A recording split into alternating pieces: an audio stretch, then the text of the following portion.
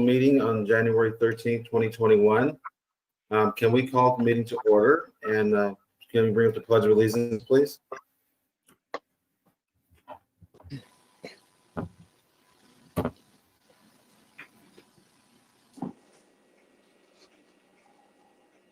To the United States of America and to the republic for which it stands, one nation under God, indivisible, liberty and justice for all. Thank you. Can we have a roll call, please? Dick Olson. Here. Matilda Novak. Counselor Novak. Sorry, I was muted. I'm here. My apologies. Ray Kopczynski. here. Bessie Johnson. Here. Marilyn Smith. Here. Alex Johnson II. Here. So is there any business from the public? Who's with us tonight? That Allison? Is there any business from the public? The clerk received no indication that there was business from the public. Okay, well, that's good. Well, at least nothing there. We always hope. And so I'd like the adoption of a resolution, number 4A, renaming the garden room, the Sharon Canopa room at the main library. It's on page 3. Would Eric like to read that, or Sean Kidd? Would you like to read the resolution in honor of our mayor, former mayor?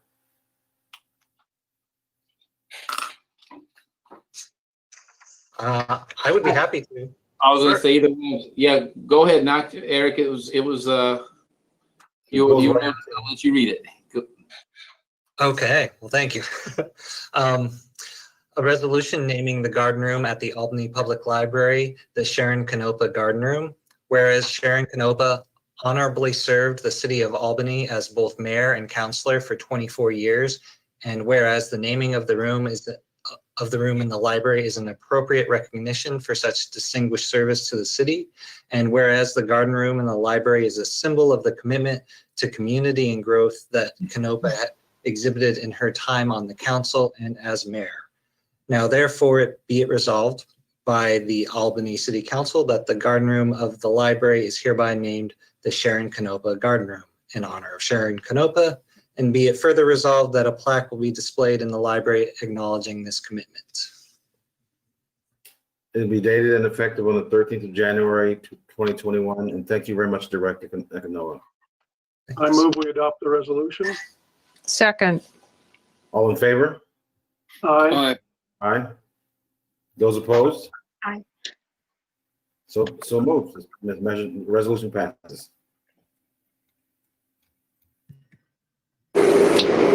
Thank you, City Council. And thank you, Eric, too. I'm very honored and very humbled and appreciative. So, Congratulations. yeah. Congratulations. Thank you. Thank you so much. So, yeah. Can I say a few words? Oh, you're Alex, more than or- welcome, please. Please do.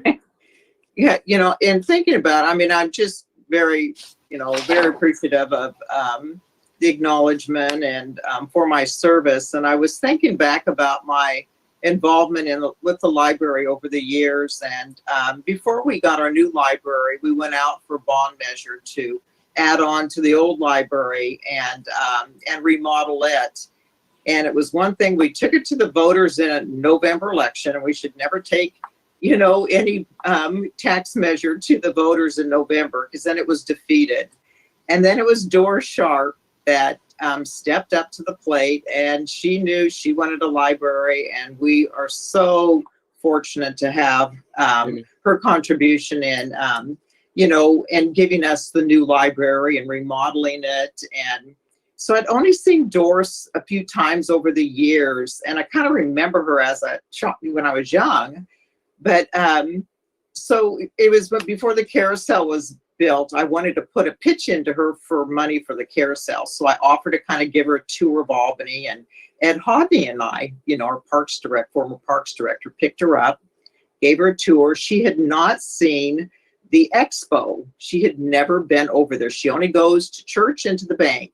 And And then I took her over to Talking Water Gardens and then took her downtown. And then my main goal was to take her by that, the carousel where the carving studio was, and put a pitch in for money. And she asked, how much do you need? And I go, 5 million would, be nice. And so I know she ended up, I think it was like 3 or 4 million she gave. But then she says, well, will you take me to the library? So I took her over to the main library, and she wanted to just sit in the parking lot. And she looked up at the building and she said, I don't like those windows and I don't like that paint. Can I give you $1 million to redo it? And I'm like, yeah. And then she says, and can I give another $1 million for books? And I'm like, yeah. I've never in my life been around someone that can just be so gracious and hand so much money, but that lady's done so much for our community over the years, and it's just amazing the amount of our projects that she's funded. But so this is an honor to get the garden room named, and I just know I'll always be thinking about Doris Sharp. So we wouldn't have a library without her too. And she was a lady that never wanted their name on anything, and it still would be nice to kind of get something for the Sharp family. But thank you so much. Thank you for your service, Sharon. Thank you. So thank you again, Eric, for doing such a great job with that. And thank you for your team bringing up that to the city council. I'm sure as she spoke so eloquently, it was a very wonderful honor for her and recognition from all of us. The next thing on the agenda would be number 5, approval of agreements accepting 2 safe routes to school grants on page 4 through 48. Which member of the staff is going to present this? That Ron Irish? Mayor, actually, I will go ahead and cover the staff report, and then Ron's available if I mess up. So Well, good evening, Mayor. Thank you. Thank you. Good evening, Mayor and councilors. Staff is recommending that council accept the resolutions that are included as attachments 1 and 2 to this staff memo. The resolutions will authorize execution of the agreements that accept the Oregon Department of Transportation Safe Routes to School grants for the Geary Street Sidewalk and Periwinkle Path Extension projects. The grant agreements are included as attachments 3 and 4. So the Safe Routes to School program is administered by ODOT, and it provides funding for projects that increase opportunities for children to walk and bike to school. Staff submitted application for these 2 projects after discussing them with council. I think it was back in August of last year. We also, before we submitted the applications, reached out to GAPS, to the Greater Albany School District, and they provided letters in support of these 2 projects. So the Geary Street project includes construction of infill sidewalk on both sides of Geary Street between Grand Prairie Road and 34th Avenue. It'll also include construction of pedestrian crossings with rectangular rapid flashing beacons, otherwise known as blinky lights, at 28th Avenue and 31st Avenue. The grant for this project will provide up to $1.28 million towards the estimated project cost, which is $1.6 million. And then the city would be responsible for the local match, and this is estimated to be $320,000. So the other project is the Periwinkle Path Extension, and this will include construction of a multi-use path. It'll be on the north side of Queen Avenue from Geary Street west to Periwinkle Creek. So this project also includes construction of the rectangular rapid flashing beacons. They'll be installed at existing crossings that are located at Main Street and at Thurston Street.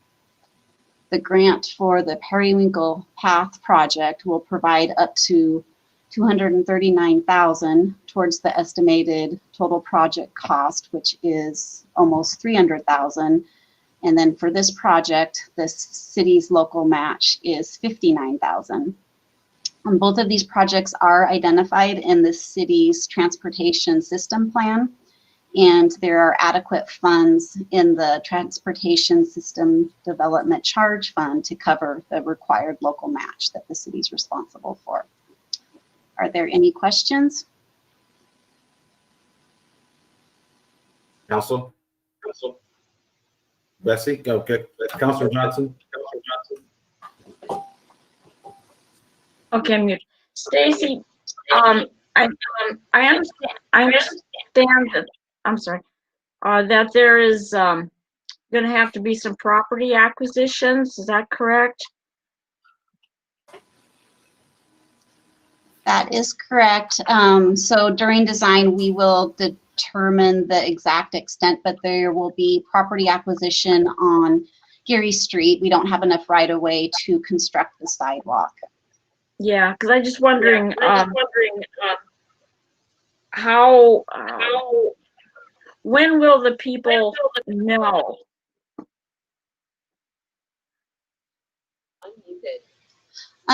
So we'll work with the individual property owners. Typically what we do is we first refer to the Lynn County Assessor Office information. Since this project's located in Lynn County, we develop a cost per square foot based on the assessor's information, and then compensation is offered just based on the square foot of right-of-way that the properties would have to offer. Braun can pipe in if I'm wrong, but I think in this case we can't purchase easements. The ODOT grant requires that the city get right-of-way to construct the sidewalk. Yeah, because these are, I mean, a lot of my neighbors are going to be affected, and so I just kind of don't want to tell them I'm too far ahead, but I think I better let them know that it is going to happen. So thank you. Okay, thank you very much. Councilor Smith is next. I just wanted to say that I'm really looking forward to both of these projects, having been a bicyclist in the area and a frequent pedestrian.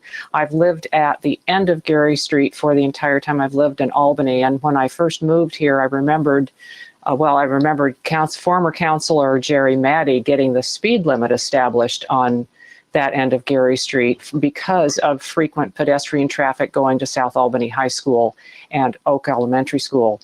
The kids used to walk in the street until, about 15 years ago, that Larry Allen and his neighbors on the east side of Geary got together, paid for their own sidewalk from 31st, I believe it was, south to 34th, and that made an enormous difference in giving kids a good, safe place to walk. There is no safe place to walk on the west side of Geary Street, and this will make that much, much better.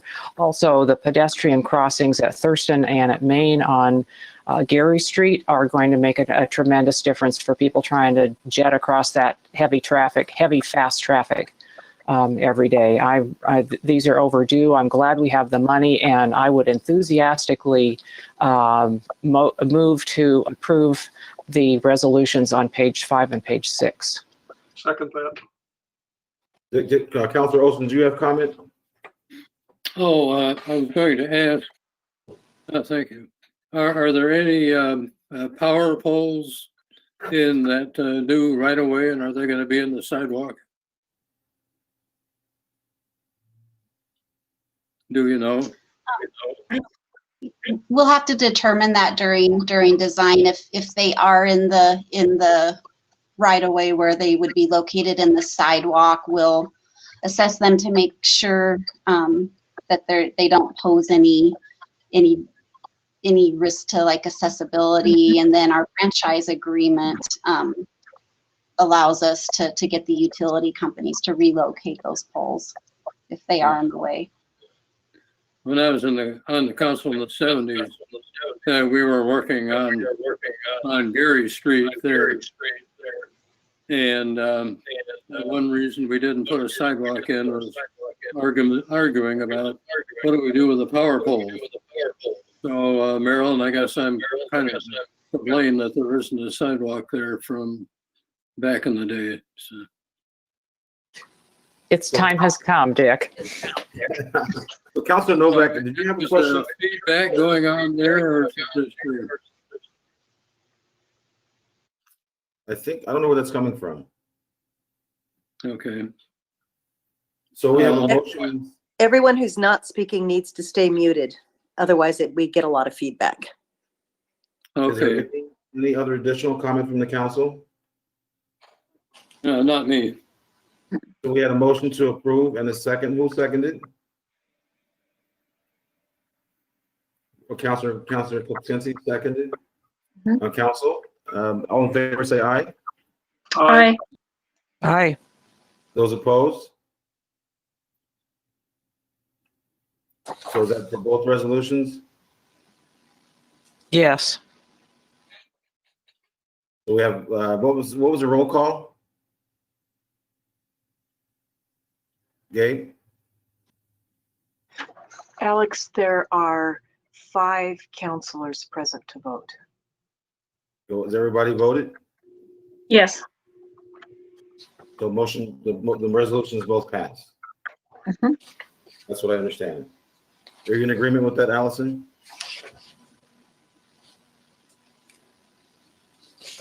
Yes, I am. I have to do it by looking, but you're welcome to do a roll call vote for any of these if you want to make it very clear who. Well, it sounds like they're all in Yes. favor, so I'll go ahead and trust everyone said yes. I know Dick, everyone that's spoken said yes. So both passed, and then the next one, number 6, is adoption of the consent calendar. Council, is there anything you'd like to take off the consent calendar?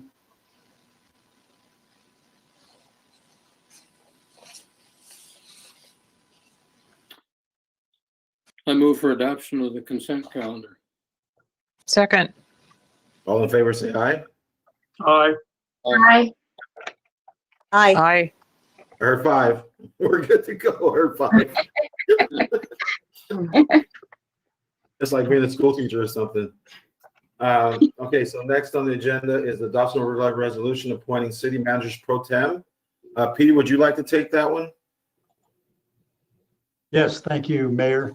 As you will see, it's a pretty simple resolution with the departure of John Bradner and recent departures. We now have 2 city managers pro tem. That would be Jeff Blaine and Chris Bailey, subject to your approval.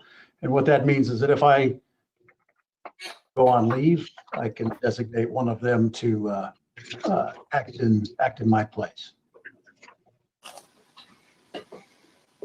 Council? Move to approve. Second. All in favor, say aye. Aye. Aye. Aye. There are 5 votes. Motion, resolution is passed. And next up would be Central Services City Council appointments. Are you going to speak to this, Holly, or what would you like to do there?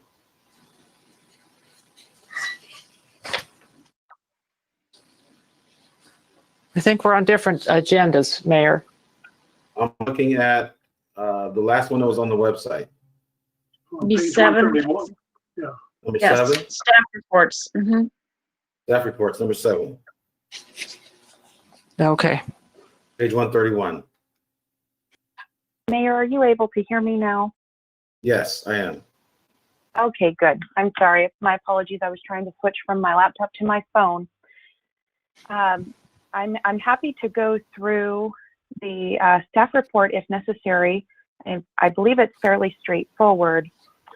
The audit committee is comprised of appointments, 1 appointment from the budget committee and 3 appointments from the city council.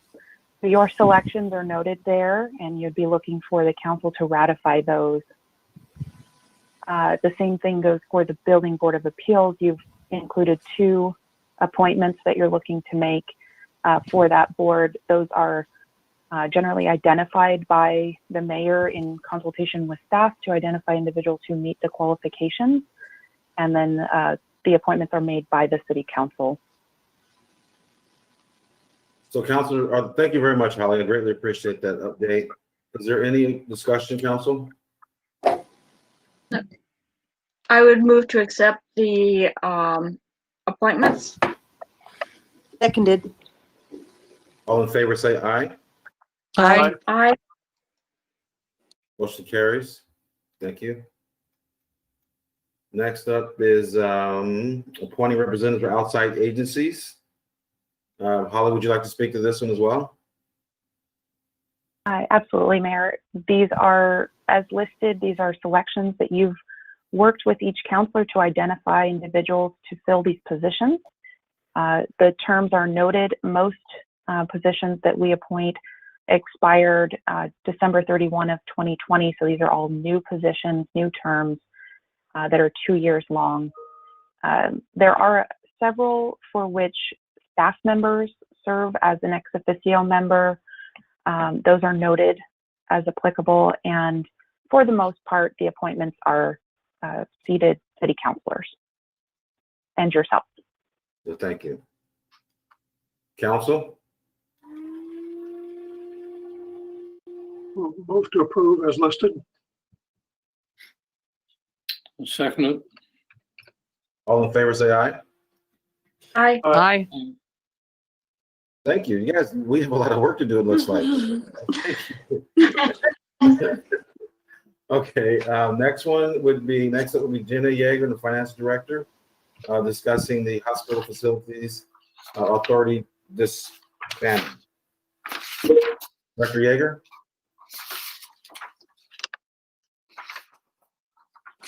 Hello, Mayor and Council. The Hospital Facility Authority was created by ORS to allow hospitals to get bonds at tax exempt rates. And so the city basically, the authority borrowed money on behalf of the Mennonite Village back in 2004. Those debts are now paid off. There's no continuing obligation. So we can disband the authority. And doing that is going to save some administration time. It will also decrease the amount that we have to pay for workers' comp for our volunteers. So there are really benefits. It can always come back and be reinstated if we need to do that. So we just ask that council disband this board until it's needed again. Thank you, sir. Any discussion, Council? I would move to disband the Hospital Facility Authority. Second. All in favor, say aye. Aye. Aye. Aye. Motion carries. The next one, I think that's the end of the agenda. So let me go back up to the top. So, do we want to do the business from the council first or the executive session, Peter?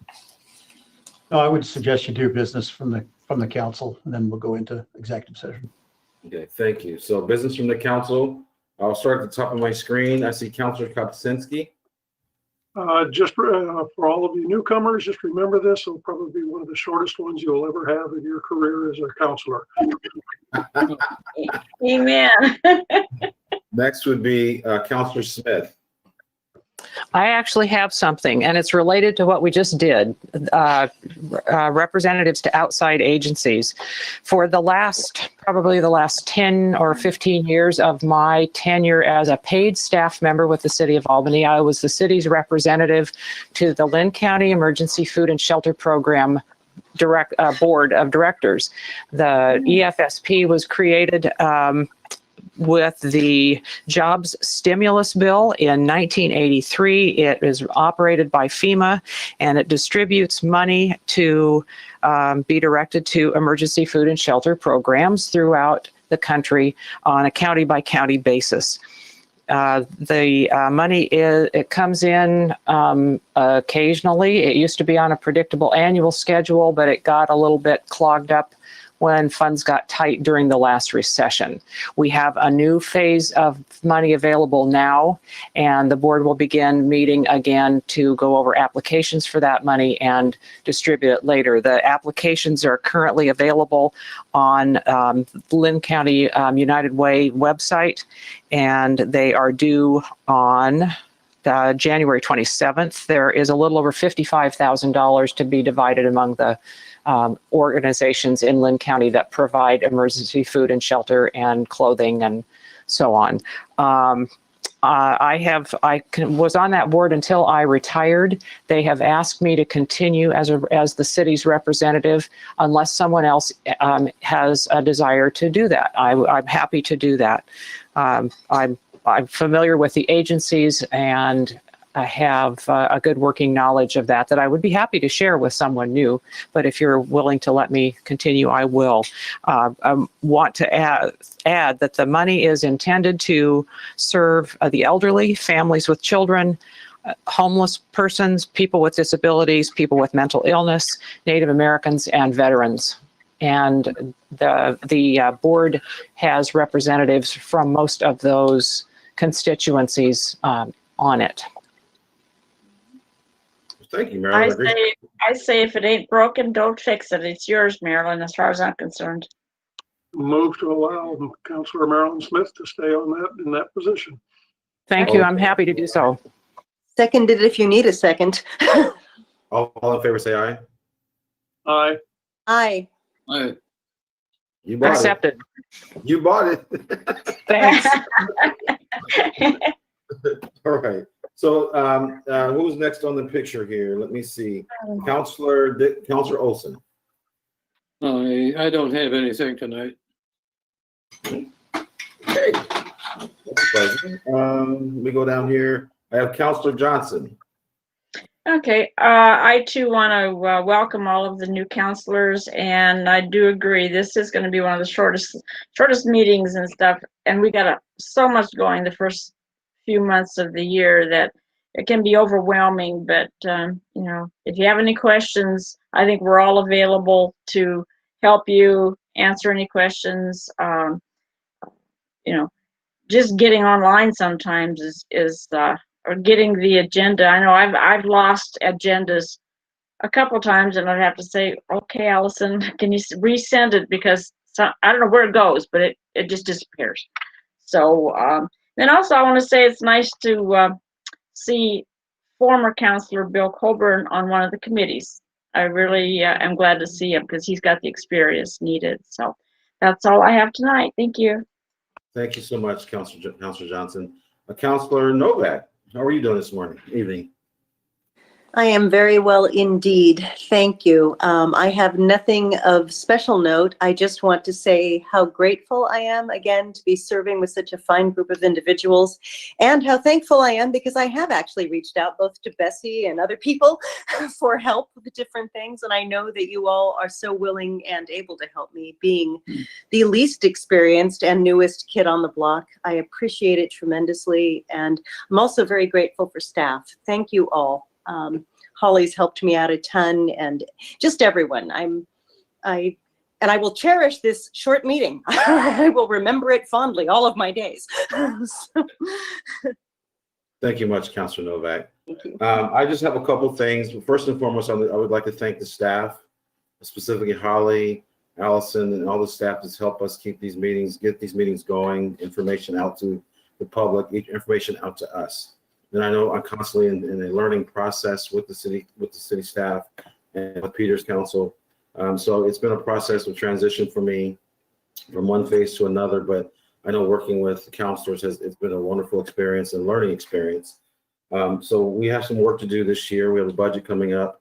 But one thing specifically, I would like the staff to come back with, just revisit the citizen advisory groups. Does it make sense to be more efficient with staff time?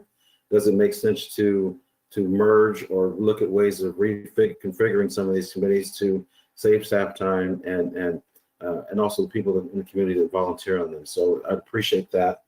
And the other thing is that I committed during my campaign that the HRC would be up and running as we've staffed it with volunteers that want to participate and develop that committee, or at least reimagine that. And I know we have a wonderful new staff liaison, Director Dane, of our Parks and Rec department. And I'd love to look at a process where the city council and the members of that reformed commission work together to develop a new vision or reimagine how that would work for the city of Albany going forward. We have work to do, and I appreciate all of you for being a part of it and enjoying working with you. Now, that's all I have for business from the council. The next thing, Peter, we're going to go into a special session. Mayor, may I have a few minutes of your time? Oh, yes, please do. Yeah, there is such joy, widespread joy here at having a short meeting that I hate to throw a wet blanket on it. But I'm going to have to do that in a couple of ways. And the first thing I'll say is that just a reminder to everybody and everybody watching that the application period for counselor appointment from Ward 2 closes at 5 p.m. next Tuesday. And then the council is scheduled to conduct virtual interviews on Tuesday, the 26th. Last Monday night, you directed us to look into increasing or enhancing meeting efficiency. And you know that I believe that time is a very valuable resource. We can't make any more of it. And so council's direction to look for ways to increase meeting efficiency makes a lot of sense as we enter a period where there's going to be a lot of pressure on our budget. And that causes inevitably staff reductions as well. So there were some suggestions that have come back, and I would like to put them before you and maybe get a nod, a head nod, or a head shake. And we can put together the paperwork and bring it back to you for your approval. So the first was time limits on comments from business from the public. The second one was time limits on comments during public hearings, and that needs a little bit more research, but if you are opposed to that, it's no point in doing that research. The third one was moving the start time of our Wednesday meetings from the current 7:15 up to 6 o'clock, and then having a corresponding ending time of 9 o'clock that could be changed by a vote of the council. So if you were in a meeting and you were discussing some very important stuff, then you would take a vote at 8:55 to extend your meeting till 9:30 or 10 o'clock. And then the last one is one that comes from the clerks, and that is to implement a registry for public comment. So those who would like to comment would let the clerks know. And we would we would emphasize the use of our live stream for public viewing of the meeting. And those who want to comment, we could facilitate their commenting and have them in the go-to-meeting meeting and assist them with any presentations that they want to provide and so forth. So it's a real time saver for clerks and for Matt Harrington as well. So those are some of the ideas, and I would seek, before we go into executive session, seek any input you have on those, or we can bring them all back if you like. Council? Go ahead, Councilor Smith.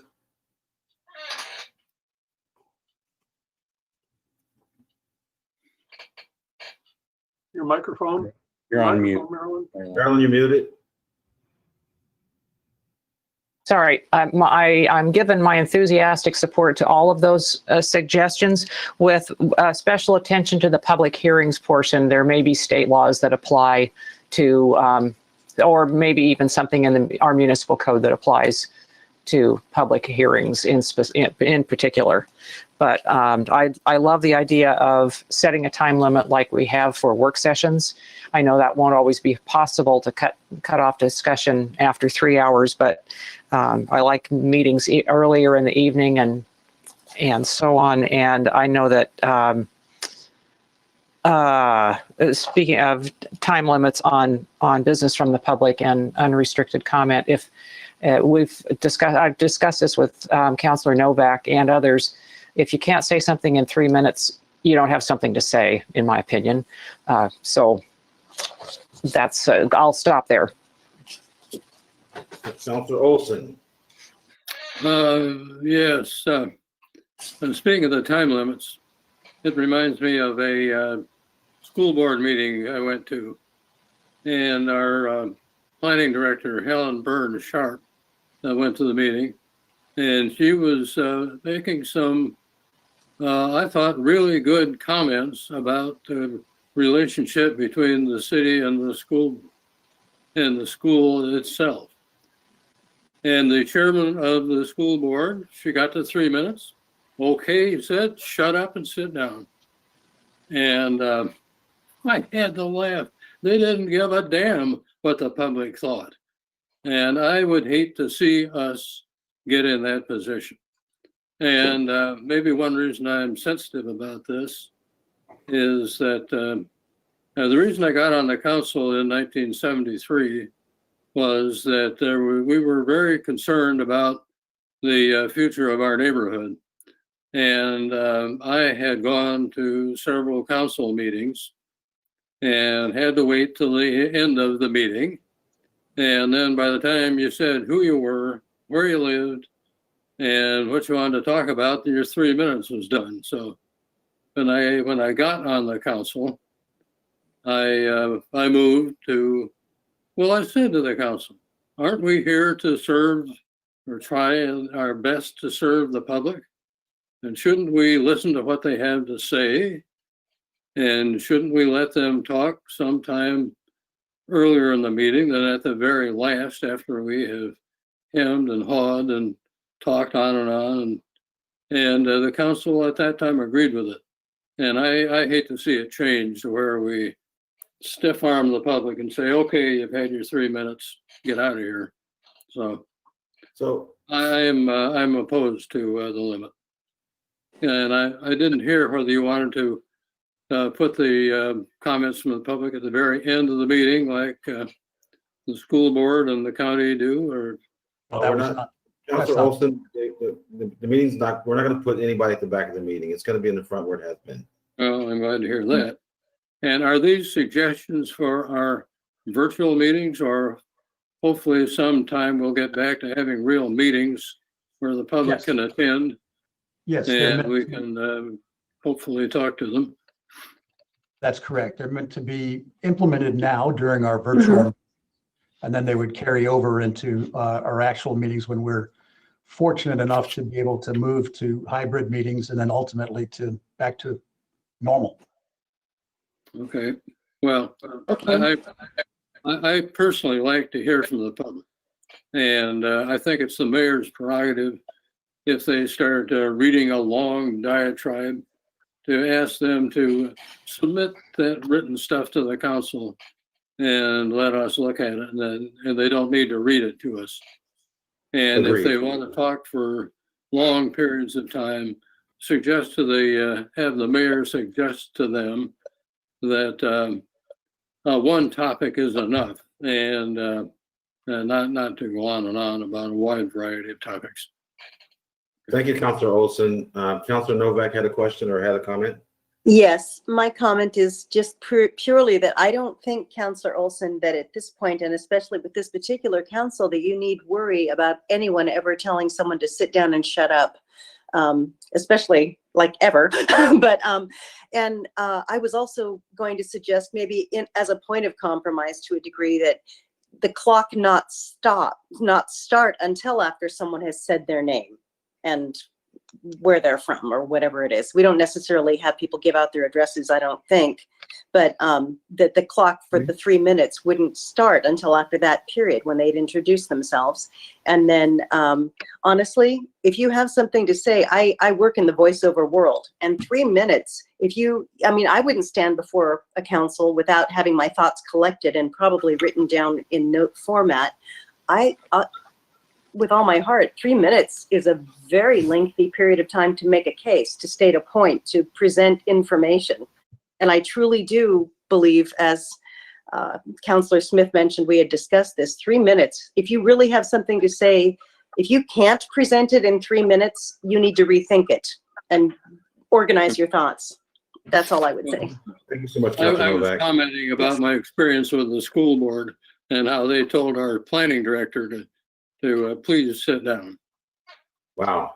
Right in mid-sentence, as a matter of fact. So, Councilor Olson, if that happens on our city council, then shame on us. All right. So I do agree that you have a valid point there, but I don't foresee anybody in this call doing something like that. And I hope that never works something like that. Well, I would hope if somebody's making a interesting point, you'll let them finish the sentence. Okay.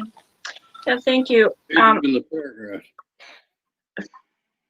I think Councilor Novak had a very good, I was gonna say kind of edging both ways on the time limits, but I think she has a good idea, because let them get their name and address and everything out first and then start the time.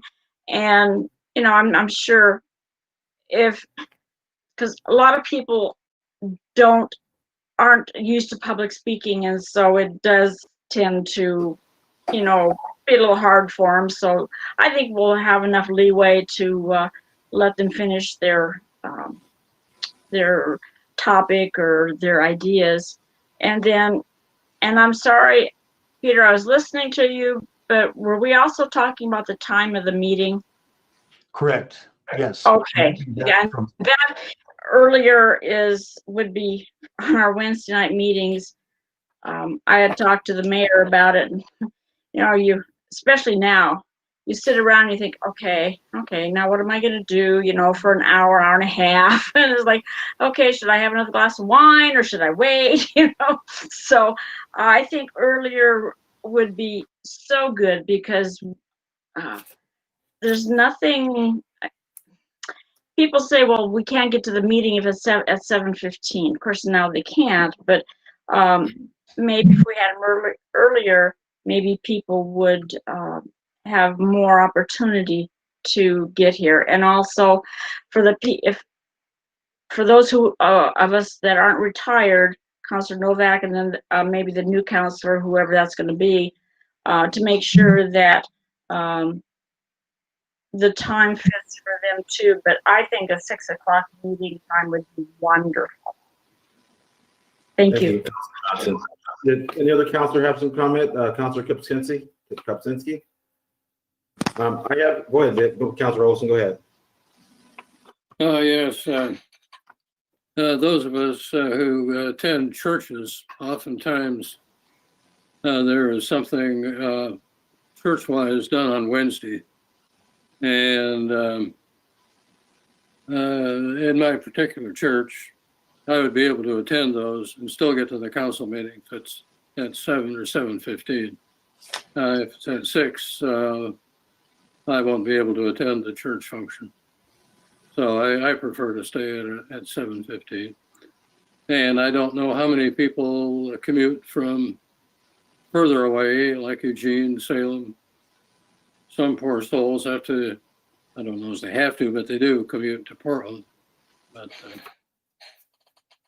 and I'm also more of a night owl, so I guess I'm tend to favor a later meeting. Councilor Johnson, and another comment? Yeah, just one other comment is, I think if we had them earlier too, the staff wouldn't have to stay on and wait for the meeting to start. I think it would save them a lot of time, and it'd be a little bit more convenient to where, you know, if they're the last item on the agenda, sometimes it can be really long. And so I think it'd be good for staff time too, especially now when the budget's going to be, you know, so,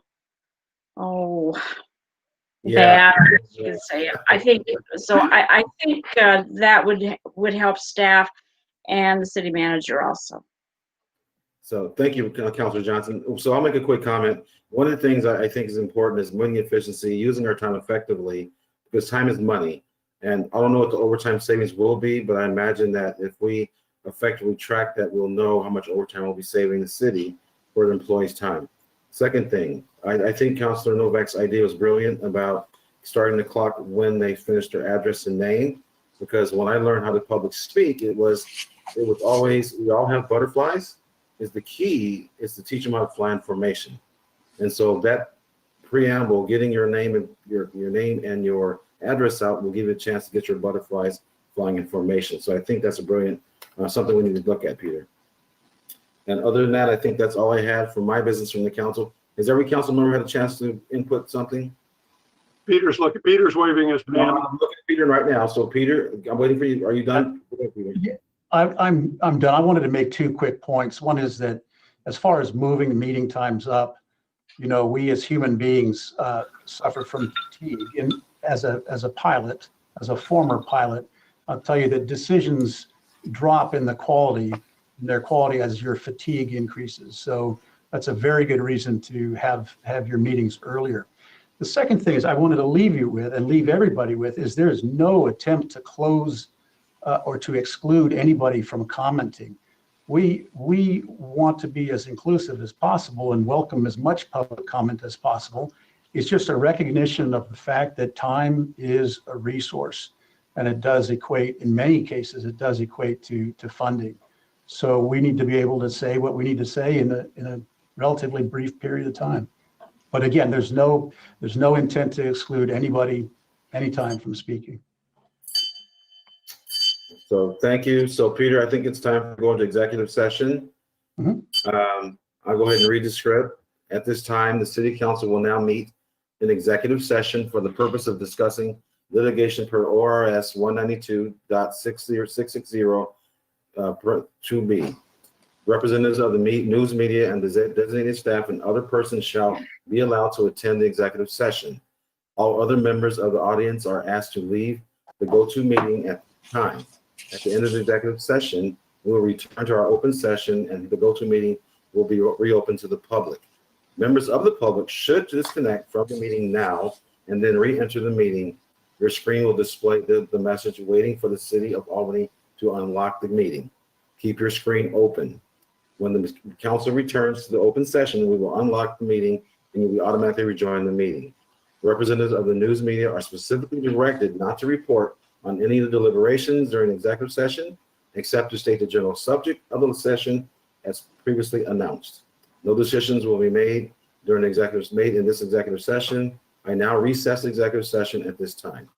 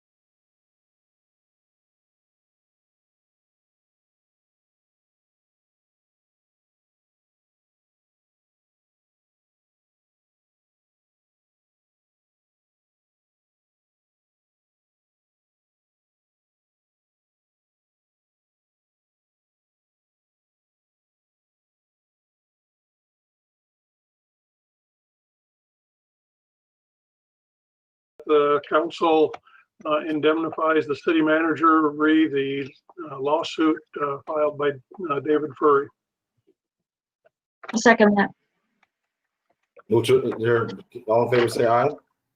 Aye. Aye. Aye. That's 5.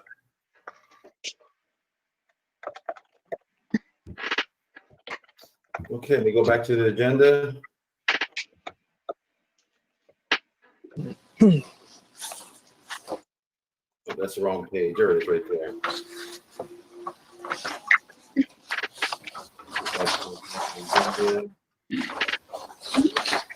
Okay, reconvene. Next is, do you have anything to wrap this up, the council?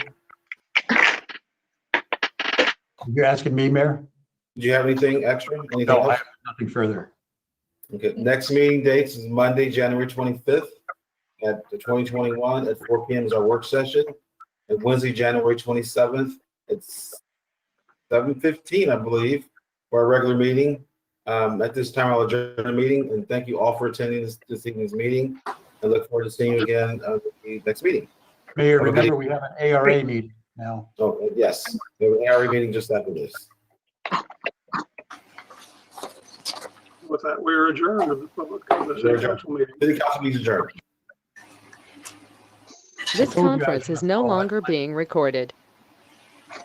Did we want to take a bio break and then come back to the meeting, or just get right to it? I think it'll be a very short ARA meeting, so you can. Yeah, I think so too. So whenever you're ready, Allison, let me know.